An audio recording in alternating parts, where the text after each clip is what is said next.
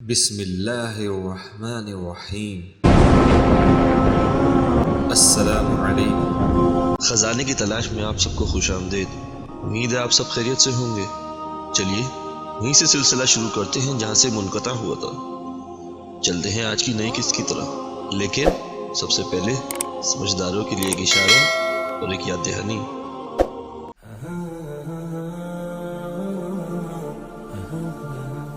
ناظرین، حضرت عبد المطلب جب حضرت عبداللہ کے فدیہ سے فارغ ہوئے تو شادی کی فکر ہوئی۔ قبیلہ بنی زہرہ جو شرافت اور حسب نسب میں ممتاز تھا، اس میں وہب بن عبد مناف کی صاحبزادی سے جن کا نام آمنہ تھا اور اپنے چاچا وہیب بن عبد مناف کی زیر تربیت تھی، ان سے حضرت عبداللہ کے نکاح کا پیغام بھیجا، اور خود وہیب حضرت آمنہ کے چاچا کی صاحبزادی جن کا نام حالہ تھا، ان سے حضرت عبد المطلب نے خود اپنے نکاح کا پیغام بھیجا۔ ایک ہی مجلس میں دو نکاح پڑھے گئے۔ حضرت حمزہ انہی کی اولاد میں سے ہیں جو رشتے میں چاچا بھی ہیں اور رضائی بھائی بھی۔ ابن عباس فرماتے ہیں کہ جب حضرت عبد المطلب اپنے فرزند حضرت عبداللہ کو نکاح کے لیے لے کر چلے تو راستے میں ایک یہودی عورت ملی جس کا نام فاطمہ بنت مر تھا اور توریت اور انجیل وغیرہ سے بخوبی واقف تھی۔ حضرت عبداللہ کے چہرے میں نور نبوت دیکھ کر اپنی طرف بلایا اور یہ کہا، میں تجھ کو 100 اونٹ نظر کروں گی۔ حضرت عبداللہ نے جواب میں کہا کہ حرام کام سے موت آسان ہے، ایسا کوئی کام بالکل بھی نہیں کروں گا جو حلال نہیں۔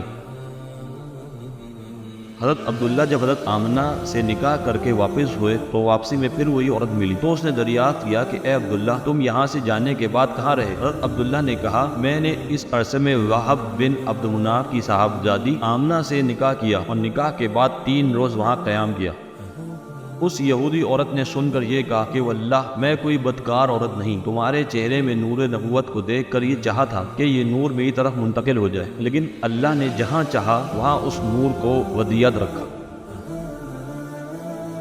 ناظرین، یہ روایت دلائل ابی نعیم میں 4 طریقوں سے اور طبقات ابن سعد میں 3 طریقوں سے مذکور ہے، جس کے بعض راوی ضعیف بھی ہیں، لیکن جو روایت اس قدر مختلف طریقوں سے مروی ہو، بالفرض اس روایت کی ہر سند کا ہر راوی بھی فرداً ضعیف ہو، تب بھی محدثین کے نزدیک مقبول ہے۔ مختلف طریقوں سے مروی ہونے کی وجہ سے حسن لغیرہ کے درجے تک پہنچ جاتی ہے، یعنی جس روایت کے صرف بعض راوی ضعیف ہو اور روایت مختلف طریقوں سے مروی ہو، اس کے مقبول اور معتبر ہونے میں کیا تردد ہو سکتا ہے۔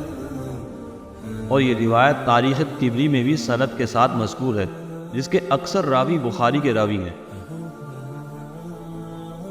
ناظرین، اس کے بعد حضرت عبداللہ تجارت کے غرض سے قافلے کے ساتھ شام کی طرف چلے گئے۔ راستے میں بیماری کی وجہ سے مدینہ منورہ میں ٹھہرے۔ قافلہ جب واپس مکہ پہنچا تو حضرت عبد المطلب نے دریافت کیا کہ عبداللہ کہاں رہ گئے؟ قافلے والوں نے کہا، بیماری کی وجہ سے اپنی ننیال بنی نجار میں مدینے میں ٹھہر گئے۔ عبد المطلب بیمار رہے اور انتقال کے بعد مدینہ منورہ میں ہی مدفون ہوئے۔